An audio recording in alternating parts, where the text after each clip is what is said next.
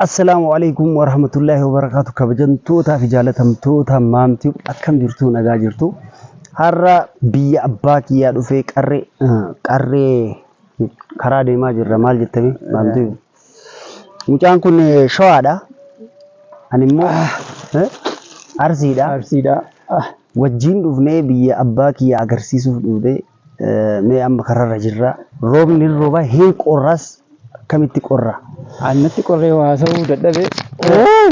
Ben.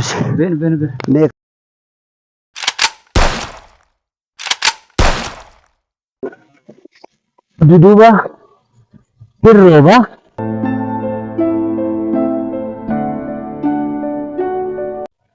Ani uumama kiyyaa Oromoodha. Magaalaatti guddadhee malee uumama kiyya abbaan kiyya kunoo muluu lafa argitan kanatti abbaan kiyya guddatee wanjii dhufee wanjii irratti guddadhe. Kanaaf Oromoo xiqqoo kana dhibu jechuudha. Seenaa kiyya amma barachaa jira.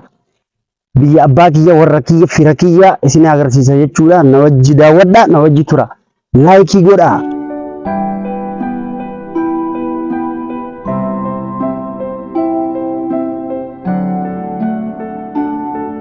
Seenaa kiyya sirriitti beeka. Agartee? Usman. Agartee? Kottaa. Mucaa. Jara dhoqqeen isa bade rooba cimaa. Amaanaa ni beektaa? Amaanaa kamuu? Ndee? Asiin baana? Manni kana? Mee manni isaanii kaminni? Asin bunare?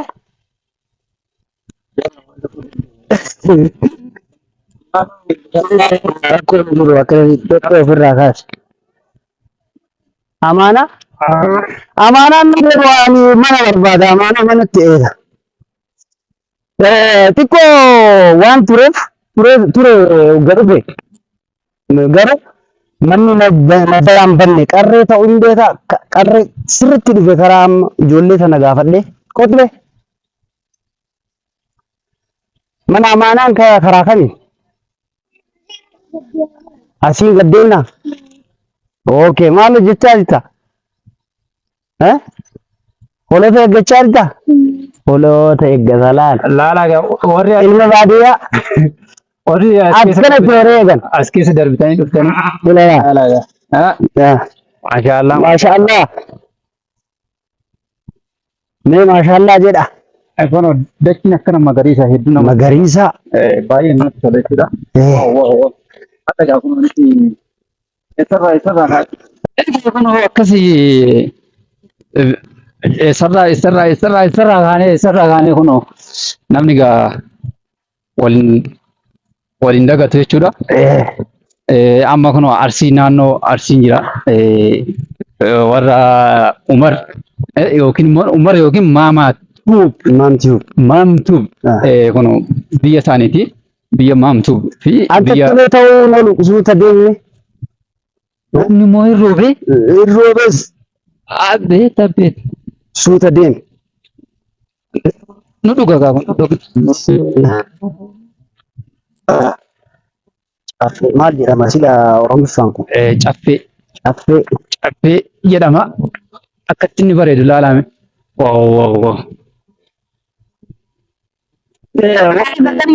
Warra baadiyyaan bar amma iluu daa'imni kun isaaniif kanuu dagara fagoodha.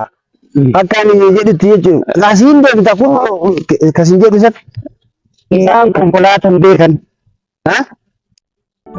Kun beekan. Daawwattoota keenyaaf hordoftoota keenya hadha Arsii lixaati moo baha moo kibbamoo maal jedhama? Arsii baha. Arsii bahaa jirra. Kun warra fira Umar jirra. Muktaariin immoo finneetuma dhufnee safara naannoo isaaniitti buusnee dhufnee jechuudha. Isaan bira darbinee as dhufnee jechuudha. Egaa Muktaar Fa'is anaaf lammaffaadha gaa guyyaan kun. Siifis lammaffaadhaa miti? Lammaffaadha garuu hin dhufne kaachi. Polii dhufe. Kun Asansabaa fi poliin walitti garuu akka abbaan kiyya natti himetti asansabaa fi kuni tokkuma. Jechuun kuni garan asansabaa jedhama. Immoo foolii jedhama. Fageenya akkasii hin qabu. Kanaafuu ani asansabaa biyyattii uumame asansaba soqaa jira. Kunoo garan asansabaan hunduu asansabaan waan waliin beekanii mallee lajanaan banne nama gaafannaan asin bu'inaan jedha. Dachiin kana fakkaatti sirriitti ilaala. Waaw. Akka inni miidhagdu ilaala.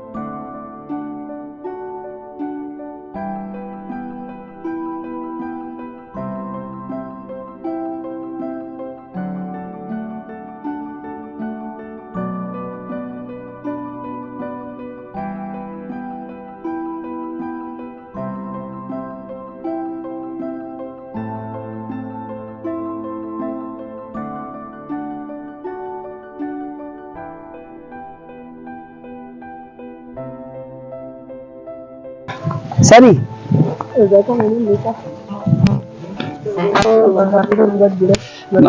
Nagaa jirtu. Qorqorroo gadi jira. Lakin naasuma nagaa. Nagaa. Kana moo gojoon sani qorqorroo. Qorqorroo isa garasiisa namni. Bardaa fi tana jala jira.